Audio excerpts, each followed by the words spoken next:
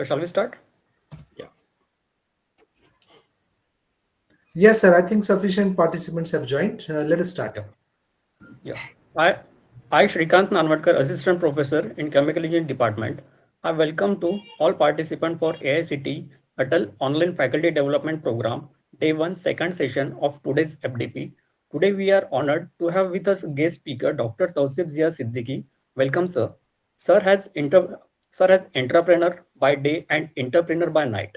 Dr. Tauseef Siddiqui, sir, wear various hats in his professional life from green evangelist, innovative, transformational leader to sustainable warrior, mentor, and green educator, he has led multiple MNCs and startups to achieve significant and sustainable growth in the marketplace. As an engineering and people leader, he has unique blend of knowledge and focus on people, process, planet, and platform in that order with 16 plus years of diverse experience working in India, Canada, Japan, Bahrain, Saudi Arabia, and Qatar. Through experience in end-to-end project management, right from identifying business opportunities, executions of project, dealing with sustainability and climate change programs, and led to the cross-functional teams in implementing sustainability, energy, and environmental management systems. Sir is currently driving sustainability and environmental initiative for oil and gas sector decarbonization, circularity, multi-sector strategy, technical standard. He is an asset with a leader with ability to motivate teams in optimizing their performance level and possess excellent analytical, organizational, and interpersonal skill. Sir has served many reputed MNCs like Qatar Gas, SABIC, Madan Alcoa Company, Morgan Stanley, Hindustan Zinc Limited, Suzuki Motors as a senior sustainability and environmental professional. Sir is a notable alumni of Indian Institute of Technology, Dhanbad. From there, did his MTech in environmental science and engineering and PhD in sustainability management. Through his brilliance and devotion, he has significantly enriched the concept of environment sustainability. Sir has published more than 20 plus research papers in the domain of sustainability and environmental management. He is also visiting professor and keynote speaker in the several universities. Thank you, sir. Thank you, Shrikant, and very good evening again to all the participants. For me, it's very early in the morning, 6:30. That's where my office starts, and I took a 3 hour break and flex time we call it. So, what I want you guys really to utilize this time to the best of this. So, what I don't need you guys is please stop using this mobile phone for next 90 minutes, and I can promise you you will get something out of it. That's my commitment to you guys. And a special thanks to Dr. Shalish, and my special thanks to Utkarsh, who is Thank a you, good sir. friend of mine, for inviting me. So let's begin the session. Can you go to the next slide? So Shrikant, thanks a lot for your introduction. You already covered a brief summary of me. Can you go to the next one? So please feel free to interrupt me because the topic is very close to me, how sustainability and environmental regulations are changing. And especially, I know it's a bunch of professors, bunch of industry experts. What I'll see in my 17 years of career, how sustainability has evolved over the years, how environmental management systems from a cost center to a profit center, how it evolved over the years. So please feel free to jump anytime if you have any queries. I started my career with a public sector enterprise. I understand, and really I'm special thanks goes to my mentors, Mr. RK Bansal and Mr. Ghosh. And he was the vice president environment. He always says, Tauseef, you have to care for environment. And what is environment? It's common sense, which is not so common. And that's fundamentally the missing link in India, or you go to other parts of the world. We need to conserve it. We need to preserve it. We have such a good heritage in India, but what we are doing, we are not preserving it well. So what we need to do as environmental professionals, or preparing the next generation of environmental professionals, is to emotionally attach to this subject. That's fundamentally what we need to do. Like really, at times, plant persons hate me because I want to spend more. For me, it's an investment for the future well-being. So please don't take any environment, sustainability, or research initiative that, oh, what it will results. So there is a pricing of natural capital, the fresh air that you breathe. And I was in a stakeholder engagement and I was talking to my mom. She's in Delhi now, in India. The air quality index. Can you imagine what is the air quality index now? Any idea last week? Can anyone tell me? Just a quick idea what it will be. 50, 100, 500. It was more than 500. The schools were shut down. So that's where I'm saying wherever there is a problem, yeah, 900, absolutely, you are a spot on. And you know where I live, what is the air quality index? If I open now, it's 1 or maximum 2 or 3. If it goes beyond 3, people will start asking questions. So that's fundamentally the difference is how can we become not as complainers, as the ones who can make the change. That's what fundamentally I want you guys to do. How can you become a change maker? That's fundamentally next 90 minutes I'm going to talk about. You will have some takeaways that you can share with your faculties, with your staff. That's fundamentally the basic idea of this session. I know I can't make you a pro in next 90 minutes, but what I can sense you is to develop that emotional touch towards environment and sustainability. Go to the next one, please. So again, as I mentioned, I will talk about fundamentals of sustainability, how sustainability and environment roadmap is shrinking over the years. Go to the next one. And what is the role? What kind of sustainability professionals we need in future, or environmental professionals? Is it like I would say only professors you can make? Academics is a good career. It's a very nurturing career. My father was professor. My elder brother is a professor. My sister is a professor. So I can tell you that, and it's rewarding also. So I always look for, is it fulfilling or not? So go to the next one. There are multiple slides coming up. So post-COVID, fundamentally things have changed in sustainability. During COVID times, we were carbon positive at times. Everything was shut down. We can't go to that era now. We all need good quality life. We need resources. So someone was talking to me, can India stop having coal mining or power plant through coal? I said it's not going to happen in next 20 to 40 years, at least 40 years. That's fundamentally the fossil fuel that's more polluting. Where I work for in LNG Canada, we produce the cleanest form of LNG, which is one of the best fossil fuel, but it's a fossil fuel because we need to meet the needs of present generation.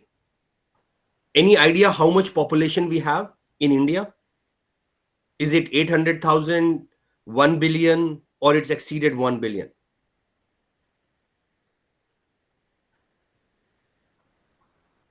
Any idea?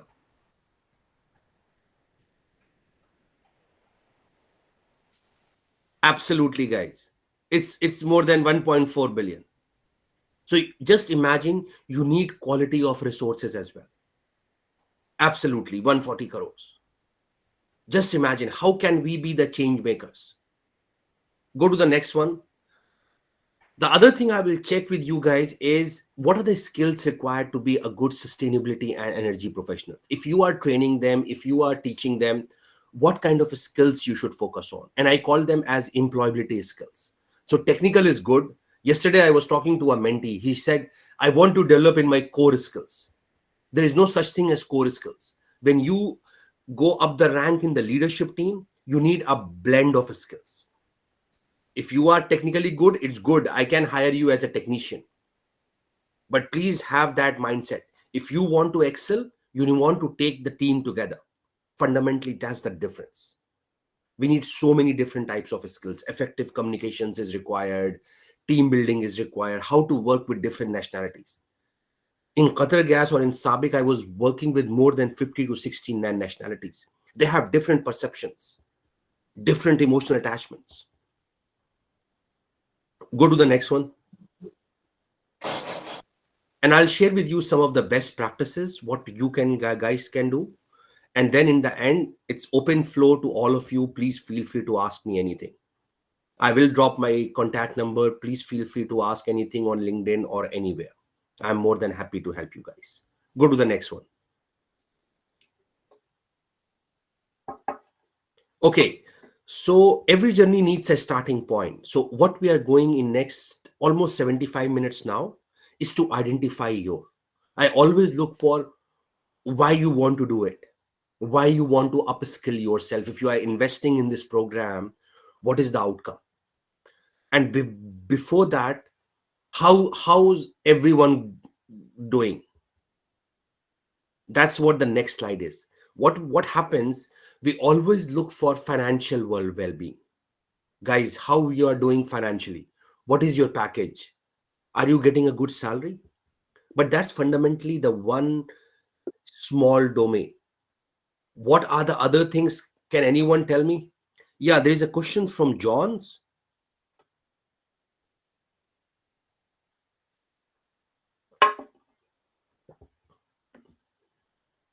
Can you go to the next one? Okay, so please guys, I want you to look very from this lens, the green lens. Not only one aspect of your financial well-being, how you are doing mentally, what is your emotional well-being, how good you are with your family and friends, how you are spending time in your physical well-being, your personal development, your professional development. Your work career is just one part. Please have that mindset always. We call it as a, any idea what we call it? The wheel of life. I always start my sessions with this. If you are not doing good one in one area, it's okay. Nothing will happen. Don't get panicked. People are not doing financially, they try to make different types of things. Mental well-being is, it's a taboo in India. In this part of the world where I came from, where I am now, it's a very important thing. If someone told me any of my leads or any of my mentees or persons who report to me, I'm not doing well, I just want to sit with him. That's it.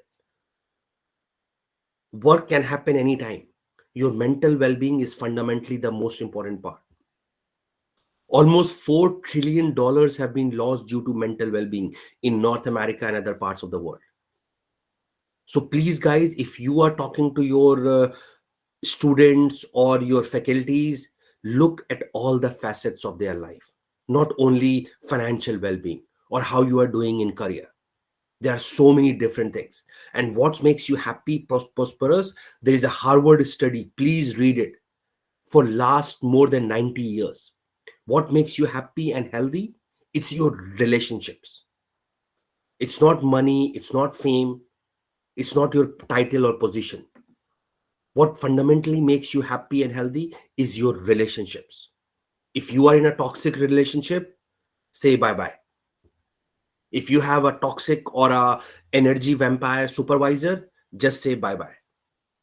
I'll be very candid with you guys, because nothing is more important than your mental well-being, your friends and family. And we don't prioritize that. We say, oh, I am suffering because I'm doing for my family. We always have a choice in life. Please remember that thing. Always. So guys, just listen. In next 70 to 65 minutes, we'll cover all these topics. Go to the next one, please. Okay, so why this topic is very important, especially sustainability and environment. We have seen COVID, right? I lost very dear friends, my family members, during that crisis, just a couple of years back. Then we are landed in recession. And what's happening now? We have a climate change. And it's real. It's happening at a very faster pace. Now, I am in December in a rainforest in British Columbia, Canada. In the Christmas Eve, I expect at least half-inch snow or 1 inch snow or 2 inch or 5 inch. It's not happening. That's fundamentally scary for these guys. So really, temperatures are changing, adverse weather happening. But what is the ultimate collapse is the biodiversity loss. We are losing species at a much, much greater pace. So anyone know about the Red Day data book? They declared it as an emergency in next 20 to 30 years. So I feed, my wife feeds, she's also a professor, lot of birds in my backyard. I find so many different types of birds, you will be blown away. So really, so what I'm saying is it's a huge career opportunity for the young professionals, at least for next 40 years, because it's a pressing challenge. Always don't look for something, oh, the fundamentally thing you are good at, that's good. You can make a career out of it. If everyone say, I want to become Virat Kohli, 140 crore Indians cannot become Virat Kohli, right? What you need to look for, what you are good at, and what is the pressing problem you are going to solve. People always ask me, oh, should I take mechanical engineering? Should I take chemical engineering? Guys, relax. Look for what is the pressing problem you want to solve. If it is something really tangible, go ahead. We can upskill you. Everyone can be upskilled. Skill sets can be developed. So please remember that. And we don't have planet B. You can't go to Mars, Jupiter, Saturn, or Sun anywhere. Go to the next one. There's no planet B, guys. So what we need to do with our Mother Earth, with India, it's that's what we need to do. Fundamentally, you're not going to change anything. What you can change is yourself. How can we install healthy habits? How can we install healthy behaviors? Because fundamentally, any change is hard at first. I'm telling you that. If I want you to say, okay, wake up at, so for this session, I always wake up at 5 a.m. without any alarms of something. I always say to my subconscious, Tauseef, please, Tauseef, wake up at 5 a.m. in the morning. And it's done. It's a habit that you install day in and day out basis. So please, you need to install some healthy or habits. And how you do that? It's not going to happen by a magic wand. It requires a lot of efforts. Always remember that. Go to the next one, please. So again, as I mentioned, this slide about India has got an excellent scenario for growth. One of my friends is a very good, he's a partner in PwC and the other is in KPMG. They are the big four, we call them. They say the outlook for next 20 to 40 years is for India and China. It's going to go like this. But what is fundamentally scary is we don't have enough skilled workforce. That's fundamentally the problem is. So I used to come from Saudi, from Qatar for hiring professionals. I was really shocked. Technically, we guys are good, but when it comes to communicating, we are not expressive. We are submissive. We need leaders who can really take the matter forward. So please try to install habits to your students which are focused on how can we work in teams? How can we become effective communicators? How can we become effective in networking? So if you see, we need better quality of life, but we have 8 plus 5 billion population. Can you go to the next one? It will have two facets. So 8 billion by 2025, or two-thirds of GDP is coming in emerging economies, which is Brazil, Russia, India, China. But what is, I told you in start of the session, this puts growth, it's limited to Mother Earth. We have our finite planet. We have limited resources. The levels of prosperity is increasing in India. So how can we take that challenge and go ahead? Go to the next one. Okay, so what my areas are whenever I talk about sustainability or environmental management, guys, please don't say it's environmental sciences. There are 5 different pillars I work on day in and day out basis. The first pillar is corporate governance. And that's what I was telling Utkarsh, we were talking on the weekend on what kind of blend of participants do we have.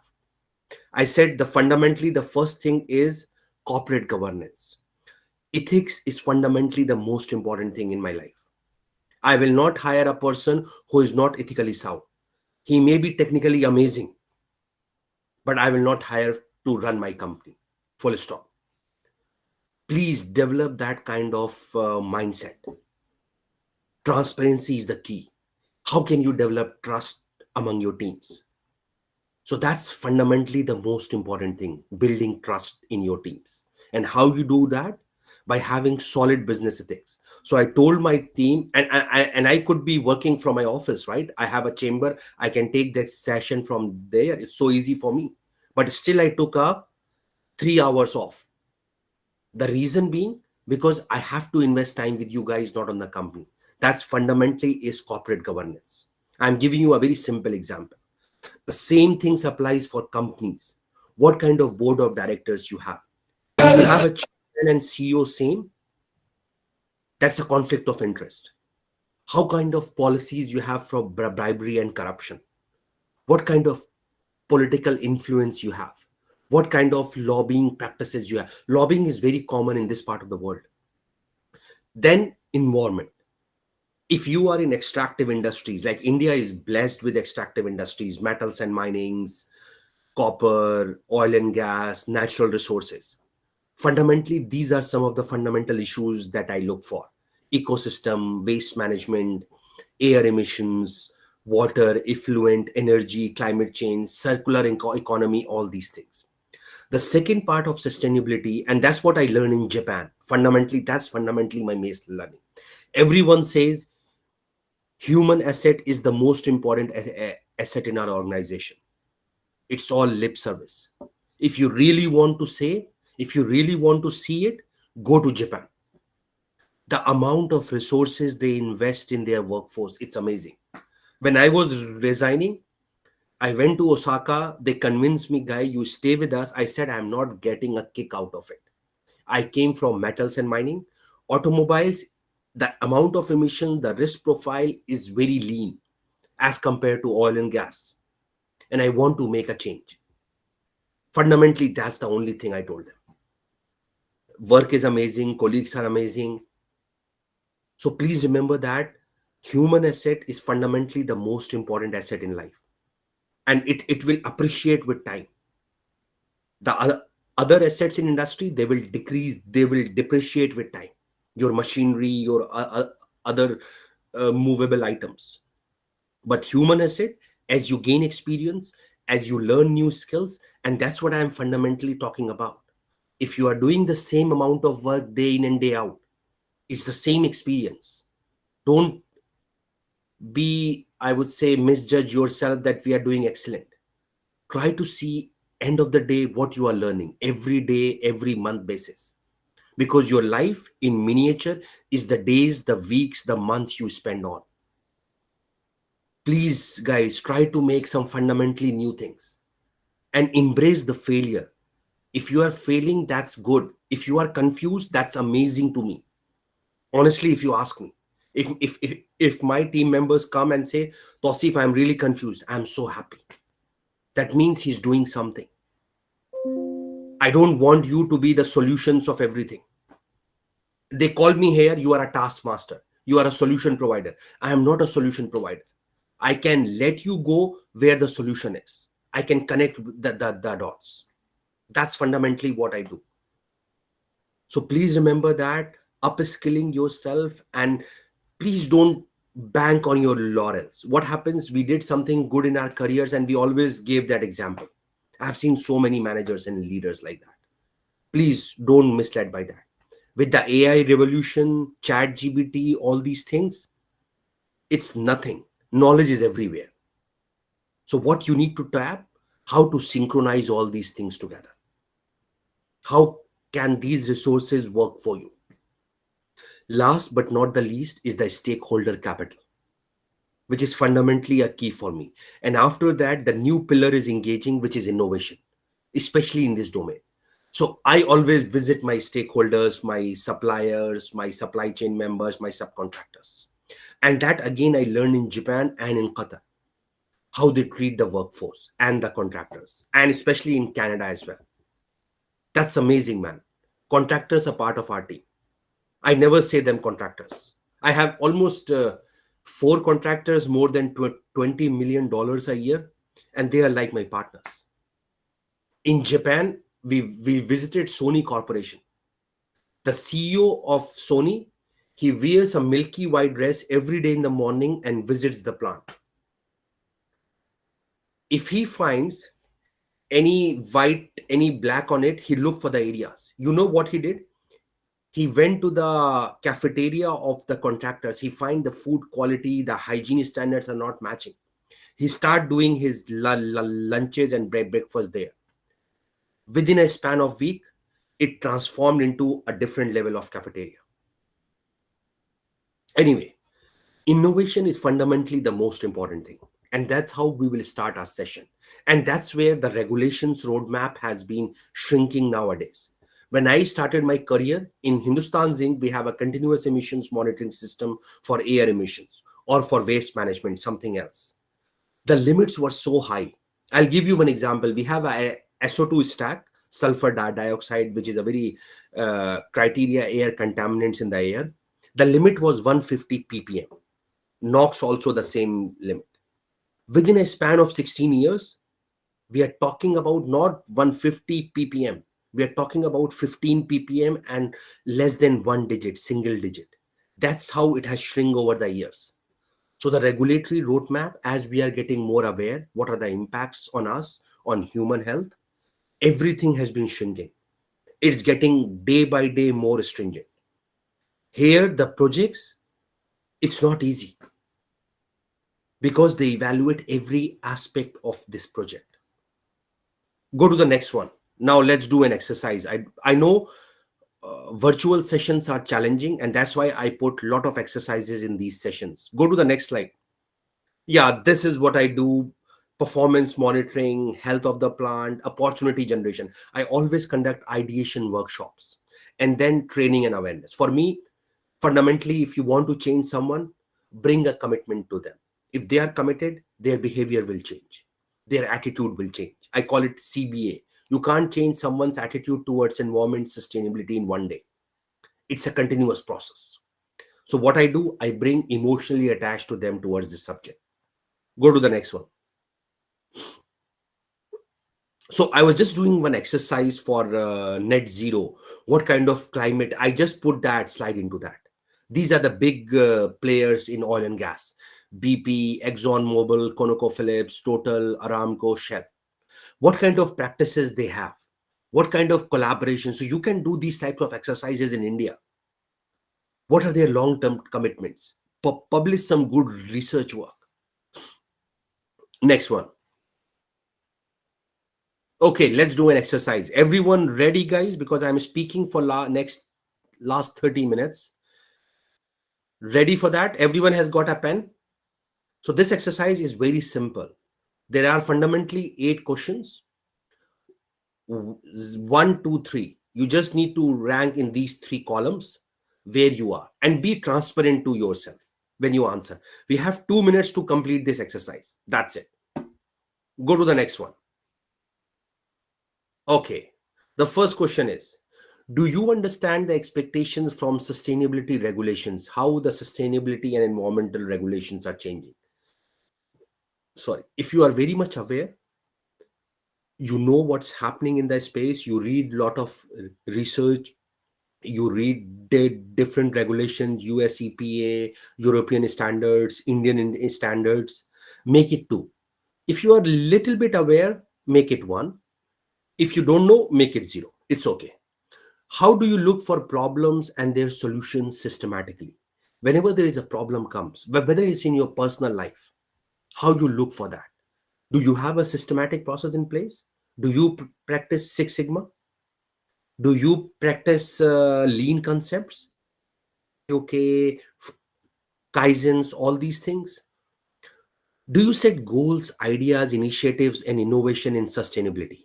So if you have, you know, make it 2. If you are not aware, how much? 1, or make it 0. Do you look for ideas outside your areas? If you are a chemical engineer, are you looking for different domains to collaborate, like instrumentation, electrical? Do you discuss sustainability problems with others? That climate is changing, air pollution is a problem, waste management, it's such a huge problem. I call it as NIMBYs and WIMBYs syndrome. Not in my backyard, welcome in my backyard. Do you discuss sustainability problems with others? Do any one of you question or challenge sustainability progress? How your college is doing, how your organization is doing, or how India is doing overall? India is committed to net zero. Do you prototype and pilot test sustainability ideas? Let's do something for the community. So I always post in my LinkedIn. Yesterday or day before yesterday, I was in the garbage container. I took my daughter in that. She's 2.5 years old, and we win.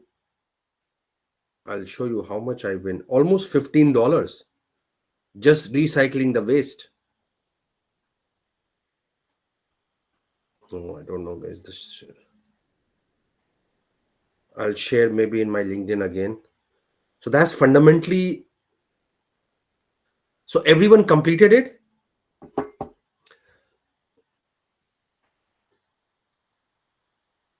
So who got 16? Can anyone share their experience? Who got 16? Just sum all these things.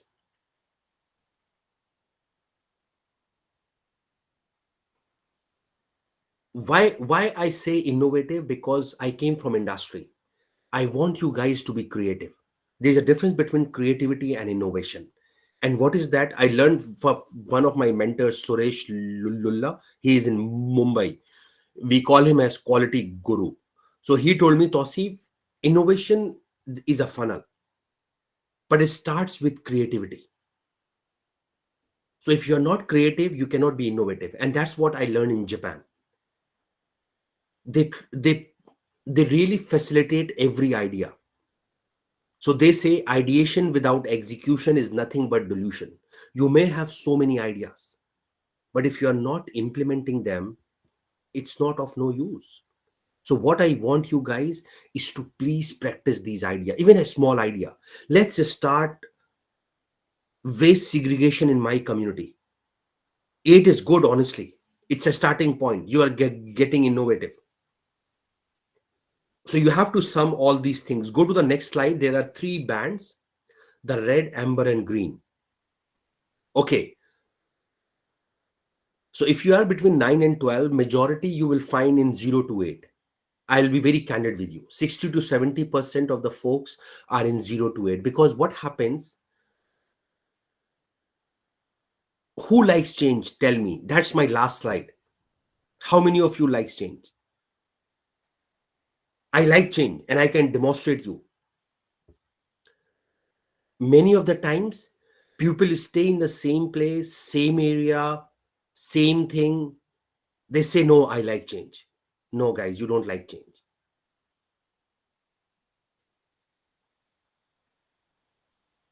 No one likes change.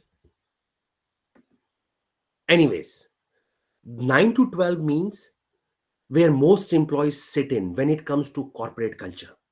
So 0 to 8 is for academics, 9 to 12 is for corporate culture. And again, when it comes to academics, a lot of innovations can be done. Oh, 11 is amazing. If you are in academics and getting an 11, it's like you are in a band of 13 to 16. Yeah, absolutely. No, you like change, which is good for you. Always remember, any change is very hard, man. It's messy in the middle. So if I tell you any idea, if I want to install a good habit, like a green habit, let's do waste segregation. Let's do switching some other energy efficiency. How much days will it take? Can anyone tell me? I can give you four options. Is it 30 days? Is it 100 days? Is it 200 days? Or is it 500 days? If you want to install a green habit, and what is green? Growth with resource enhancement of environment and nature. So I was in UK last year. No, this year earlier. No, last year, yes. And we did an exercise. We visited a professor in University College of London.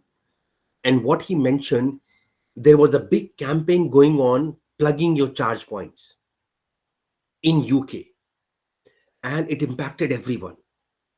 He did an exercise. He calculated all the households, all the chargers together. He did a comprehensive survey.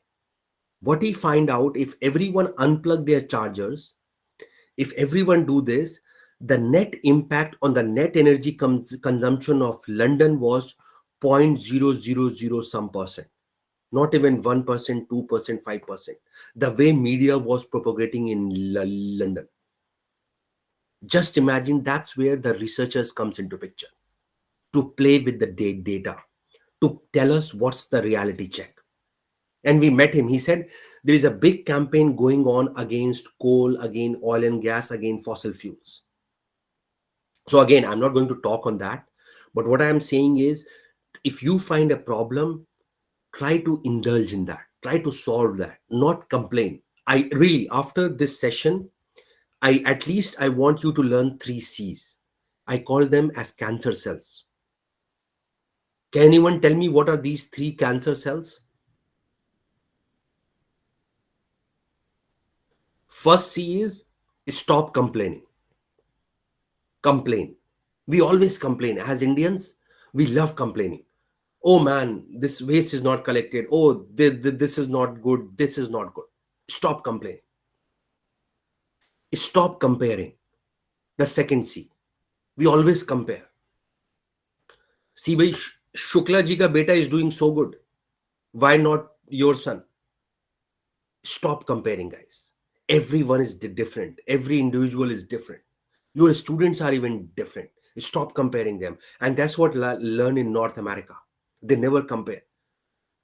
Even the kid has been like third standard or very bad, they really say, oh my god, I believe in you, man, you are amazing. I was shocked, because whenever you do something, these types of thing in public to your kids or your students, there is a subconscious mind. It really imprints in them. Compare, complain. The third is criticize. And what is the most dangerous is self-criticism, that I am not good. You are the best. Just believe in yourself. The problem is we don't believe ourselves. We put these labels. Oh, someone told me I'm not good. I'm not good enough. I'm not enough. So these are the 3 cancer cells. Complain, compare, and criticize. We don't need this in sustainability and environmental professionals. We need conviction, we need confidence, we need connectedness. And I'll explain you what are the 3 C's that you need to install. How you can be connectedness. Everyone agrees? No more complaints, no more compare, no more criticism. Please, from today onwards. Because you guys are change makers. You guys are problem solvers. How can we solve the problem? I'll give you one very basic example. Couple of months back, we find, because I live in a rainforest in British Columbia, it's amazing, really. The nature, the way they preserve it. I was going with my daughter. We find some small plastic bottles. We went back. We wear our gloves. We took some plastic cans and we just putting inside. You can't imagine, within 1 hour, at least 40 to 50 people join us. Can you imagine? I can send you some pictures. I was shocked. We clean up the entire street going from here to the downtown. It's a very small town. So how can you change?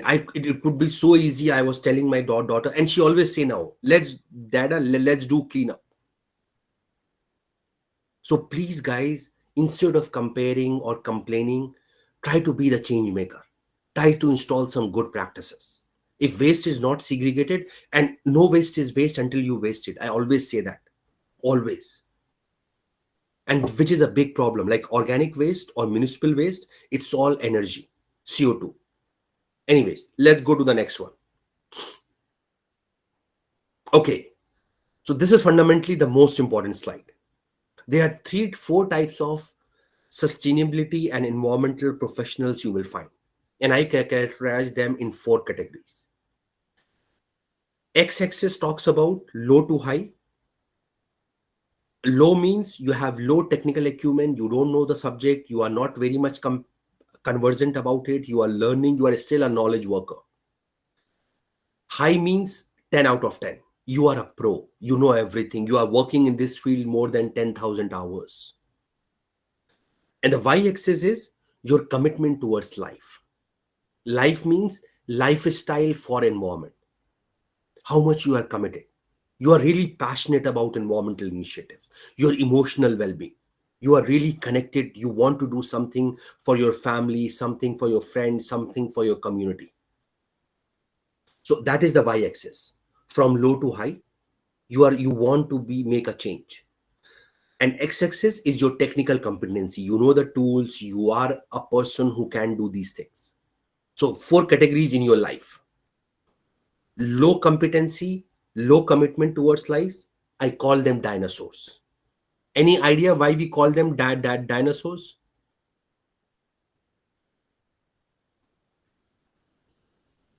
They are extinct, or they are going to be extinct. Fundamentally, we are living in a very fast-paced atmosphere. If you are a mediocre, you will not survive. I am telling you. People do a lot of apple polishing, lot of good things. It will not sustain, guys. This era is for taking hard decisions. Corporates will not like mediocrity. So dinosaurs will be low technical competency, low commitment towards life.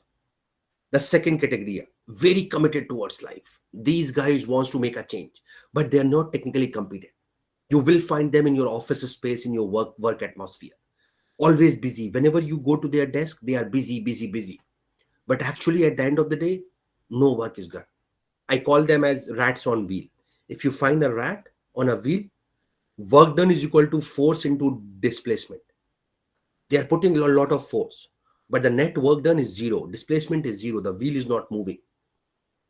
I call them rats on wheel. The third category. These guys are very dangerous. They know where the problem is. They know what needs to be done, but they will never do. And I have seen that in Hindustan Zinc. 20 years, 30 years experience. They know the plant. They can smell the machine. Is there a problem or not? Just by the rotating noise of the equipments. But they will not take action. They are more than happy by end of the 30th or to 26th, their salary will come. They are not committed. They have so many bad things happen to them. Their promotion got delayed. Their family is in a mess.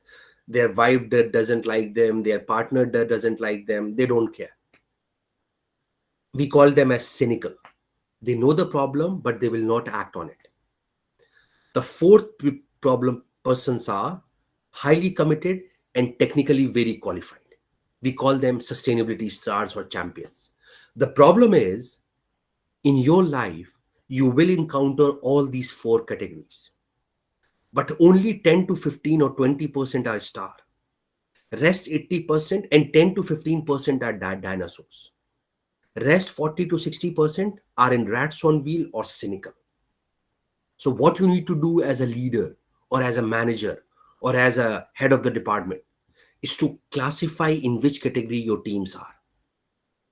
Because you cannot work only with stars, right? They are just 10 to 15% or 20%. So how can you make cynical and rats on wheel 2 stars? So rats on wheel, as I mentioned, what they need more facilitation, more training, more upskilling programs, because they are committed towards life. Cynical, we need mentorship. We need one-on-one coaching with the leadership team. Dinosaurs, you have to get rid of them because we are our associations. And I learned from my father, whenever I spend time with some of the guys who are not good, he always say, if there is a complaint comes, I am responsible. Why you are spending time with them? It's your fault if something bad happens, not their fault. So we are our associations. If you hang out with five mediocre person, you will become mediocre. I can tell you that. You may be excellent, you may be outstanding. That is law of association. Is this slide clear, guys? Now step back and evaluate first yourself, and then evaluate the top 5 guys with whom you spend time. In which category are they? And then your family members, and then your friends. But the top 5 guys which you spend time, I know it's your wife, your partner, your husband. That's fundamentally the one. The second is your boss. The third is your colleagues. Where are you guys? We always need a reality check, you know.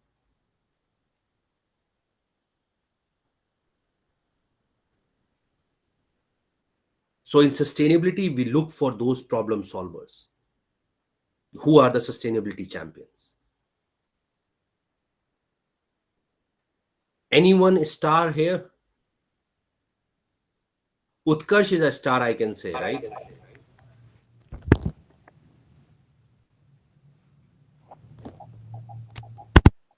Okay, go to the next slide, please. Okay, as I mentioned, these are the 4 categories: dinosaurs, no vision and mission in life. Vision is a dream. So anything you do, guys, have a vision and mission of your life. At least prepare a life book. Because if you're not thinking what you want to do, how you will do it? No values. Frustrated, gossip mom. I call them as energy vampires. They suck your energy. If you spend time, they will tell you the 3 C's. They always complain, they always compare, they always criticize. Anyway, go to the next one.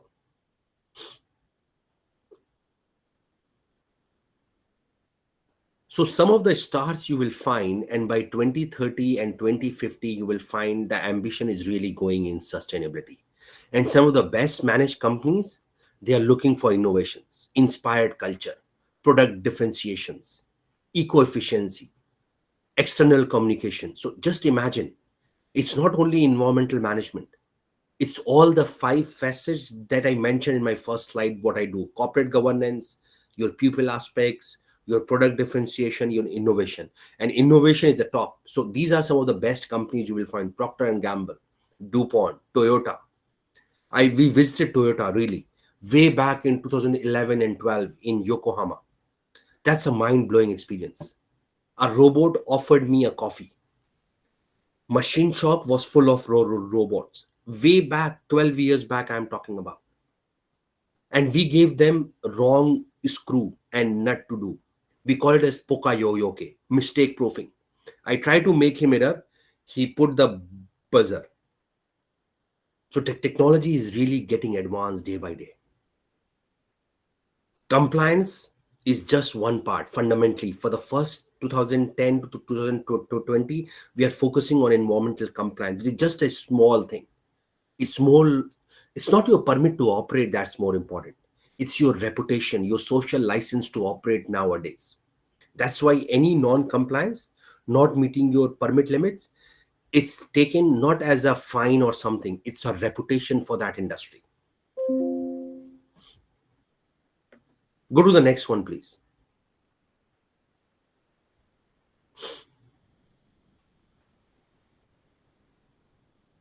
So why you should contribute towards sustainability? Because it not only works in cost efficiency, it's a bottom line savings. I'm telling you that. I have helped, especially Sabik, we saved almost $4 to $6 million a year. Hindustan Zinc, we did so many things. And here also. And the first is, as I mentioned, reputational.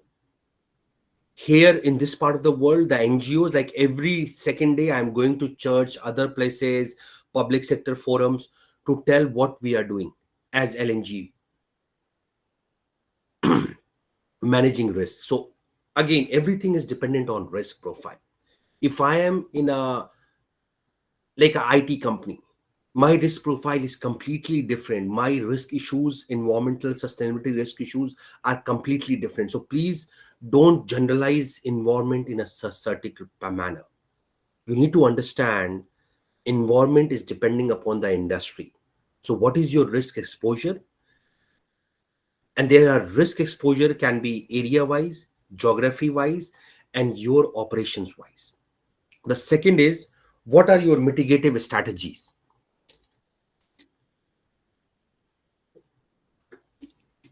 So when I say mitigative strategies, what kind of risk profile you have? For example, I'm an oil and gas company.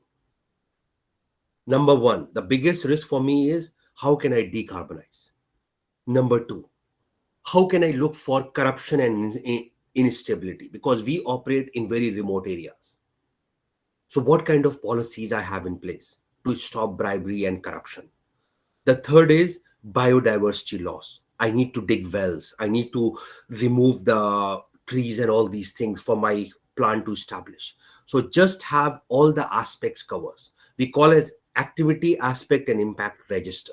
How can we prepare that? And then again, if you are innovating, if you are doing something sustainability, it will be an added product advantage in market. And last but not the least, as of now, it's social license to operate, your brand, your reputation. That's the biggest risk, I'm telling you. When you talk to CEOs or leadership persons, they say the biggest risk is to put a tarnish or a bad image in their brand, fundamentally. And it's for individuals as well. Your years and years of service can go wrong by one action. So always look for your actions, and day in and day out, how it's going to impact your reputation. Are you a reliable person? Are you a trust based person? So trust is fundamentally the most important thing. Can anyone tell me what is a trust equation? Anyone? What is a trust equation? And that's the key in sustainability. What is the trust equation? Go to the next slide, please.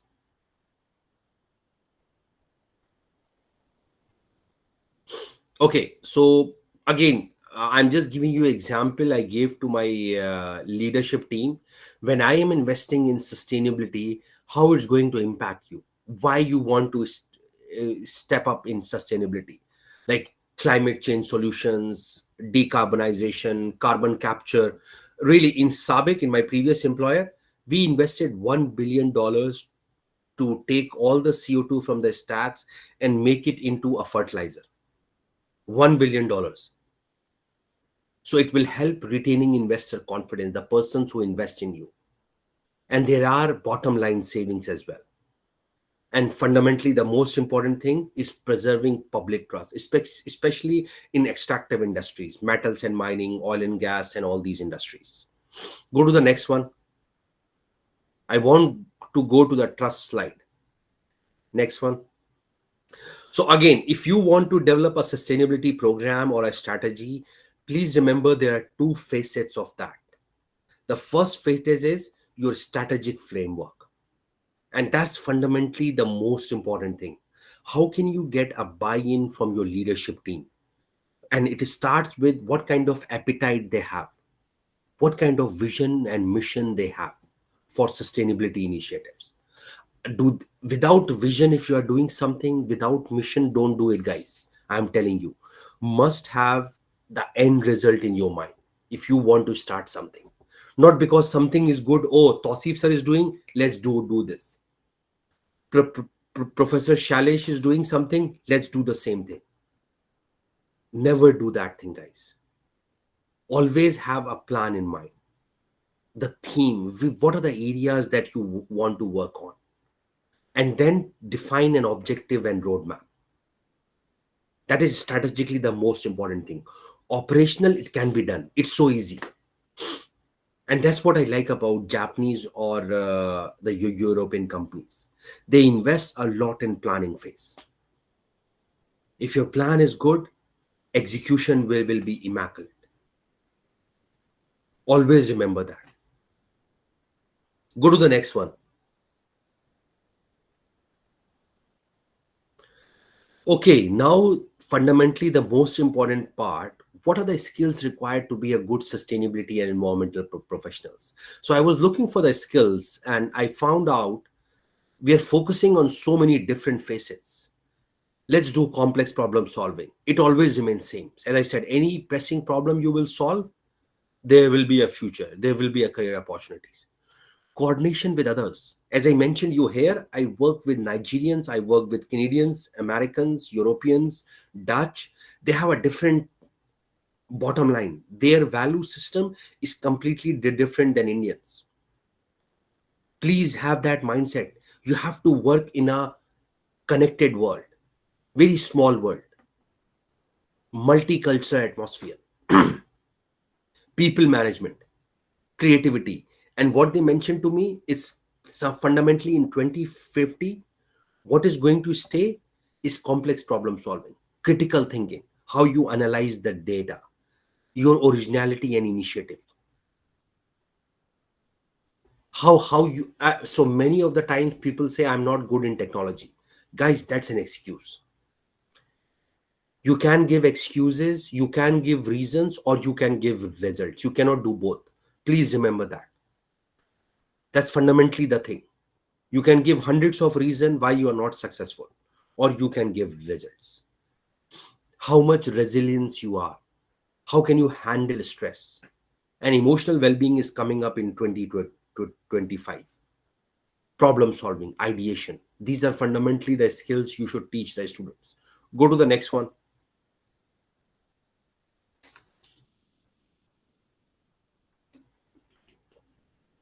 This is the trust equation, and I really love that, especially from sustainability context. What it talks about, CRI divided by S.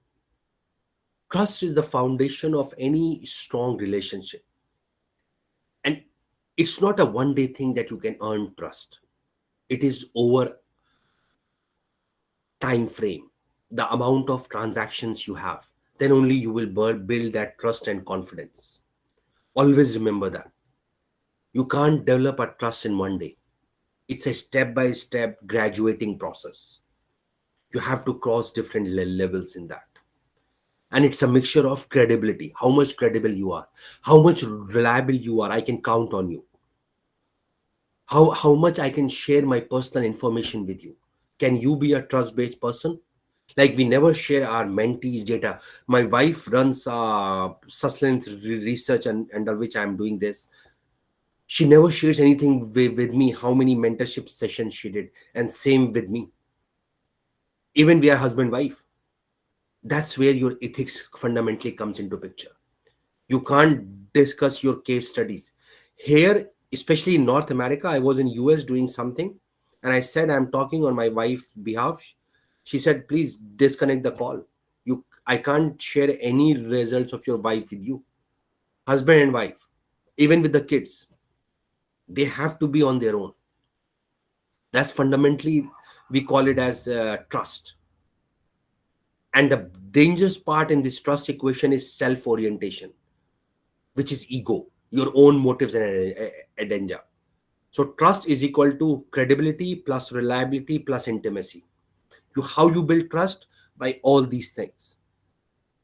How credible you are whenever you share any data, any research, how credible it is. How reliable are you? And divided by your ego. So if you have ego, if you have your hidden agenda with your team, you can never build trust, man, because that's in that denominator. So we need leaders or managers who can listen more. Whenever I do a morning meeting, like every Monday, I do today, no, not at 8 p.m., at 11 a.m. I just listen to the guys. That's it. Okay. Any questions on trust equation?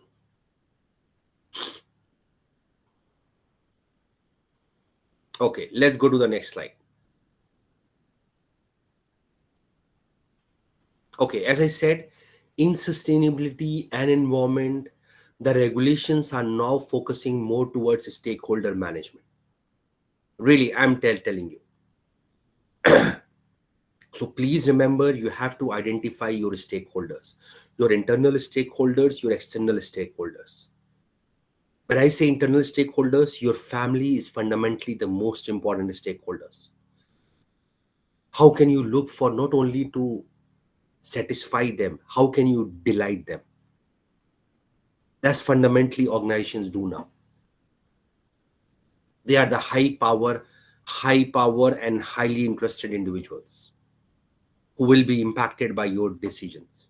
Then your external stakeholders, your customers, your contractors, your suppliers. That's how we define them. Whoever is impacted by your journey. And we think it's so easy. It's not a smooth ride. Please remember that. Stakeholder management is the toughest nut to crack, especially in our oil and gas sector. Go to the next one, please.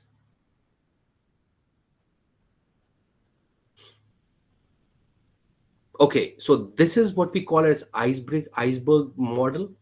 When I share my knowledge or expertise with things, you think, guys, it's something so easy to come. It's not easy to come, man.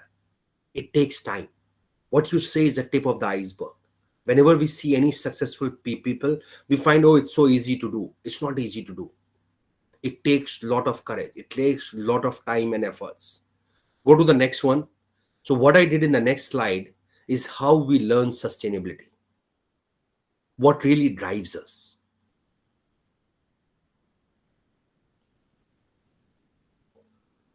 Next one. Absolutely. So this is fundamentally the key. What really drives us is 10% what you read, 20% how you hear or listen to it, 50% how you hear and see.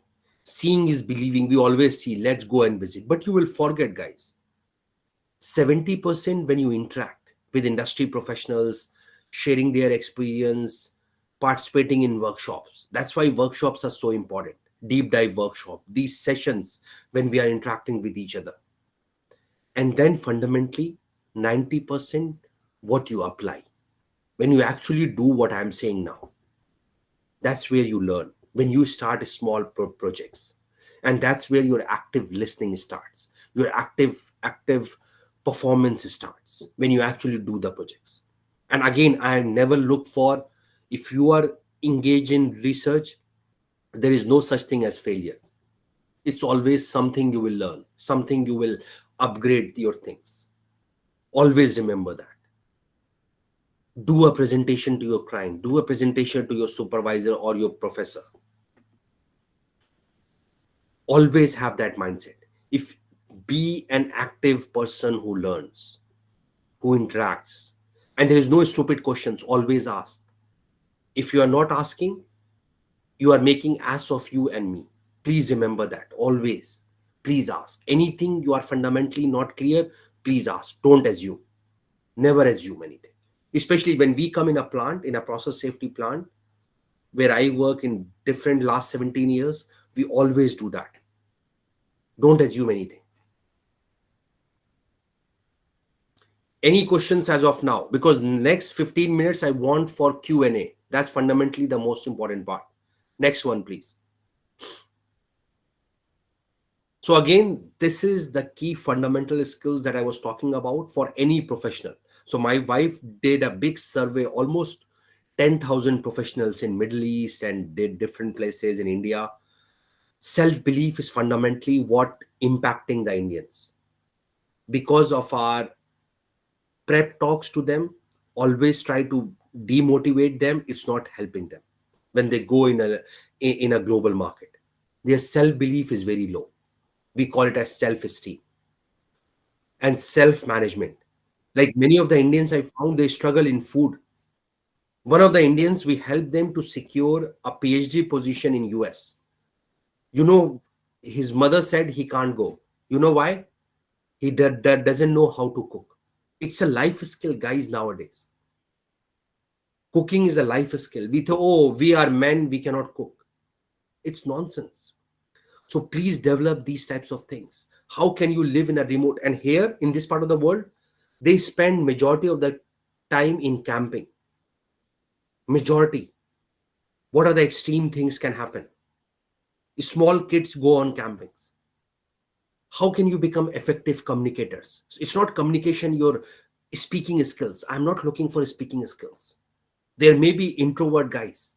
I want you how effective you are in communicating my message to your team, how effective you are in listening your stakeholders, your customers, your suppliers, how effective you are in communicating to the shop floor employees, how effective you are delivering in feedback, how effective you are in problem solving, how structured you are in problem solving, how good you are in collaboration and teamwork. I need to fire a guy. He was amazing in my previous experience. Amazing guy. Technically very sound. But he used filthy language in the meetings. Degrade a team member. Oh, he doesn't know. And uses all those nonsense words. I have to fire him immediately. Because it will set a context for the next one. So please remember, there are few things which are okay for you. But some people from different nationalities are very sensitive to do these things. Please have that mindset. And that's where collaborative and teamwork is coming. And last but not the least is your emotional quotients. That is fundamentally the most, not EQ, IQ. Next one, please. So these are some of the skills I need for sustainability professionals. This is for any engineer, any manager. These are especially the passion and purpose. Guys, I want you at the end of the day, you are passionate about this subject. Again, I always tell, I was doing a mentorship session day before yesterday. I told that lady, if you are coming, she needs money. It's not going to come. If you run for it, it will never come. You have to find the purpose. What pressing problem you are going to solve? How much passionate are you? And it's a logarithmic scale. Your career will jump like this, not a linear scale. It's a log scale. So please have that self-belief that I can do better. And it will come from somewhere you don't know. Your policy, regulation, and stakeholder assessment. I want you to be a pro in this. Read, read, read. There's no other thing. Instead of mobile phone, invest more time in productive things. Effective communicator. Relationship. So one of my stakeholders say, Tauseef, I just came to meet you in one of the public gatherings. How good you are in analyzing data, because leadership is not going to analyze environment data. How you draw conclusions. That's fundamentally we look for. Mindset of innovations and leadership for change. Any change is hard at first. So when I say change, there's a meaning for that. Challenge for how to acknowledge nature and green education. That's what change is. And you must know fundamentals of sustainability and energy. Greenhouse gas emission. What are ஏதாவது உள்ள ஒரு குச்சியை வச்சு முறுக்கனா and then ethics, resilience, and governance. I want you to be a trust-based employee, ethically very sound. That's fundamentally what we need, the future skills that we need. So we need you to a P square, passion and purpose. That's fundamentally. Be humble in your transactions as a sustainability professionals. Go to the next one.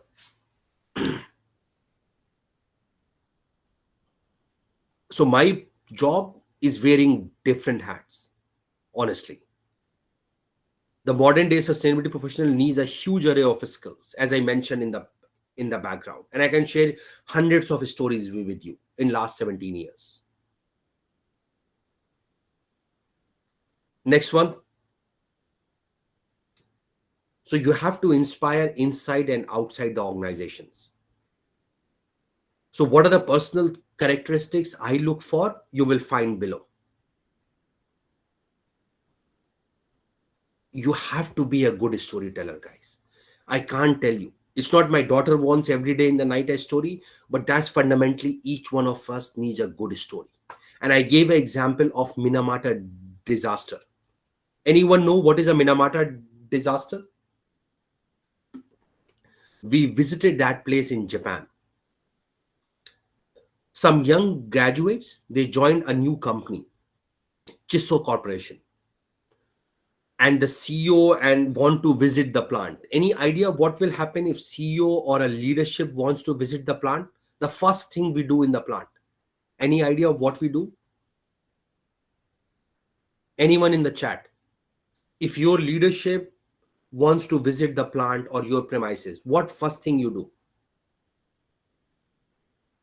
Housekeeping, cleanup.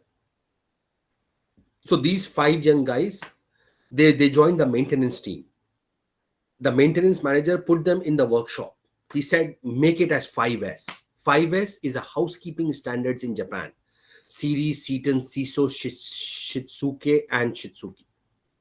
Like everything has a place, everything has to be labeled, and everything, all these things. Very good standards.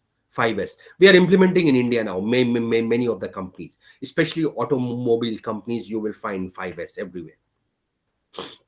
Absolutely severe mercury poisoning.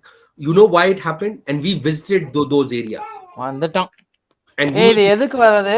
பத்திரமா எடுத்து வை. Santosh, man, you are breaking my cover மட்டும் இருக்கு. momentum. Who is Santosh?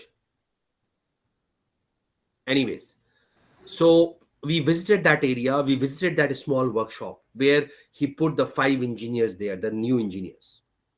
And he said, do the housekeeping. And what these guys do, they find some drums, very old drums. You know what happened in the old plants, in a chemical plants, we always have a mercury removal process. Initially, there is no treatment for that. So they just stored it. It is coming in the gas stream. You remove the moisture, you remove the acid gas impurities, acid gas removal, dehydration, and then mercury removal. Any plant you will find that. They were just storing it. Without any label, without any color coding, these guys put these ugly drums outside and they put the machinery with 5S logos everywhere. And just like where I live in BC, rain is very common in Japan in that area. It rain.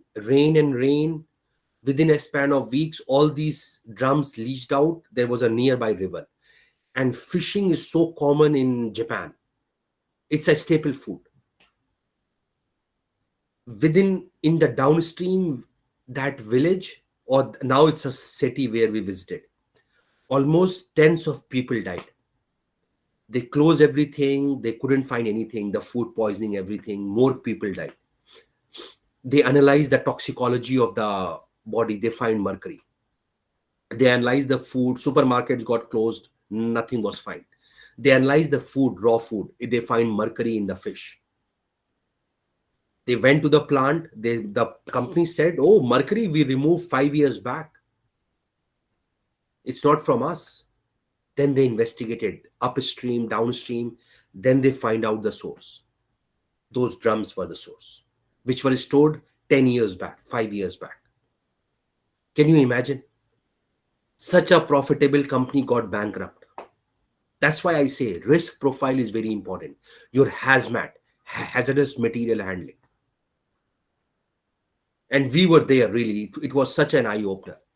Billions of dollars, lawsuits, everything. Bhopal gas tragedy. We just completed 40 years. I don't know how many of you know about it. I make a safety moment out of here. That accident could not have been happened if the flare were working. And we visited Bhopal.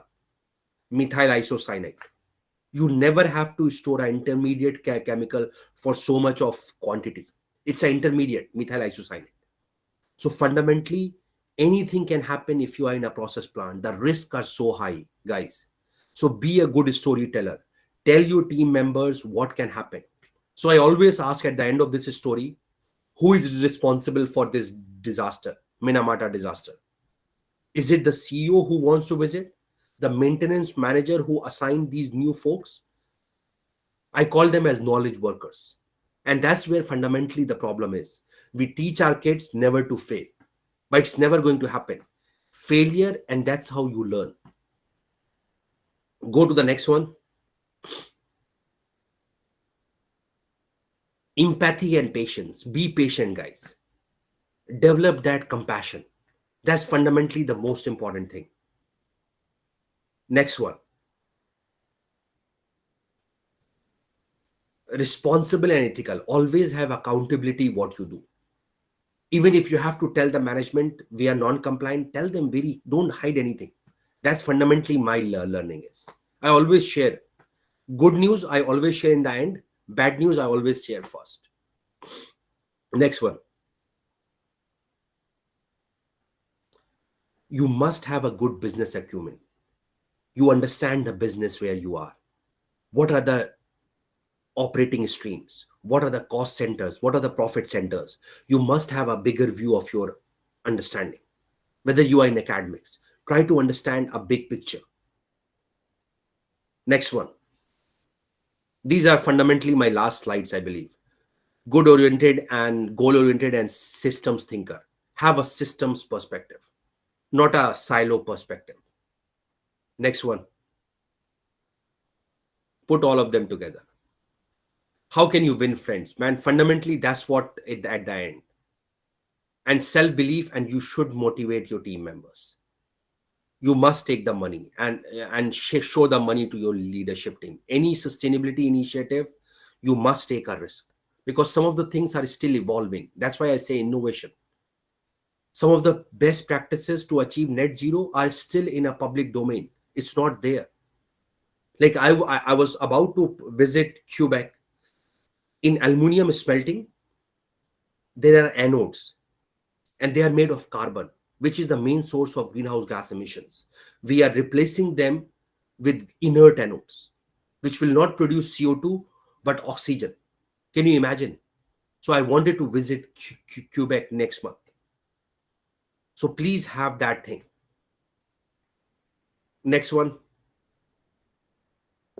I believe I have to give 10 minutes for Q&A. What lies behind us and what lies before us are tiny matters compared to what lies within us. And that's what fundamentally the message is. Thanks a lot. Any questions for me, guys? We have still 9 minutes remaining. Thanks, Professor Chalice and Utkarsh, for inviting me. Any questions in last 7 to 8 minutes, guys?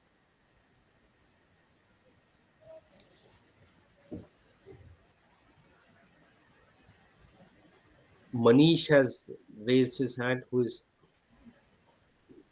I was very fast, guys. I'm telling you, I conduct 1 day workshops, 2 days workshop. Sir, we have few questions in the chat Oh, box. okay. First one is what's shall I ask or Utkarsh Yeah, please you go want to ahead. ask? Go ahead. Go ahead. Go ahead. Just- Please go ahead. Yes, I'll start, sir. What strategies would you use to promote the sustainability within an organization? I told you the buy-in from the leadership team. That's fundamentally the goal, because you are individual, right? You can be an advisor only. They have to buy in, the appetite to take risks, to come forward with these management plans. So the first is buy-in from the leadership team.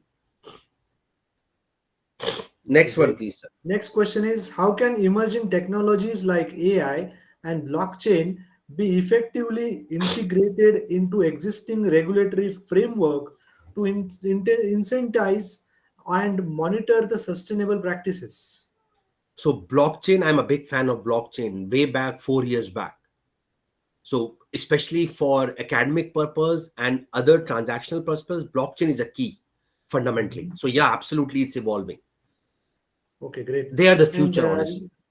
yes, next, the similar kind of question: how AI is empowering sustainable development goals, that is SDG, and sustainability regulations. So SDG, I take a separate sessions, and when I say, like for example, I use Straight Tracker to manage my SDGs. Mhm. These things are evolving on their own. I don't know how, but they learn. That's where the machine learning comes, really. And they gave me suggestions.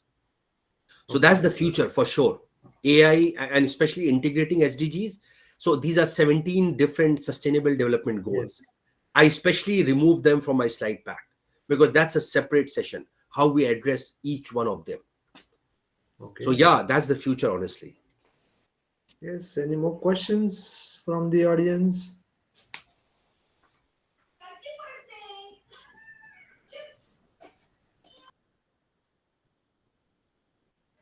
Anyone else? Okay. I think Tauseef, we shall go ahead with now the uh, uh, vote of thanks. Okay. Yes, Mr. Shrikant, please. Yeah. Thank you so much, sir, for delivering us such a wonderful session on environment and sustainability regulation. Your insightful words have been incredibly helpful in guiding sustainability practices, especially in the energy and environmental sector. We truly appreciate your valuable time and expertise. Thank you. Thank you, guys. Thanks for Thank you so late much, sir. evenings. Thank you, Professor. Thank you. Thank See you. you, guys. Thank you. Just a small announcement for all the participants. Tomorrow's session will be from 6:30. Sorry, tomorrow's session will be from 6 to 9. So we will be sharing you the links related to the sessions. So tomorrow we'll meet at 6 p.m. sharp. We have Dr. Santosh Guge and Mr. Rajesh Bhutani who are going to deliver the talk tomorrow between 6 to 9. Thank you, everyone. Thank you so much. Thank you, Dr. Tauseef. See you. Thank you, sir. Dr.